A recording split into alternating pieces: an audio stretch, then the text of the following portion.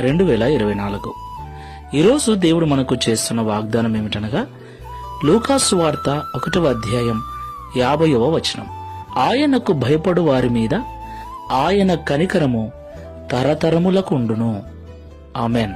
నా ప్రియమైన సహోదరి సహోదరులారా, మనం ఆరాధించేటువంటి దేవుడు కనికర పూర్ణుడై ఉన్నాడు. దేవుడు మన యొక్క స్థితిని చూసి కనికరపడే దేవుడై ఉన్నాడు.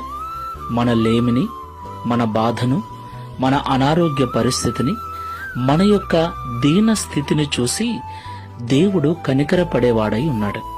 దేవునికి మహిమ కలుగునుగాక. నా ప్రియులారా, లోకము మన స్థితిని చూసి హేళన చేస్తుంది. కొన్నిసార్లు మన అనుకున్న వాళ్లే మన పరిస్థితుల్లో మనల్ని ఓదార్చటానికి, తోడుగా నిలబడటానికి, ధైర్యం చెప్పటానికి బదులుగా మన స్థితిని గూర్చి 10 మందికి చెప్పి బాధ పెడుతూ ఉంటారు. మనందరికీ తెలుసు యోబు యొక్క పరిస్థితి.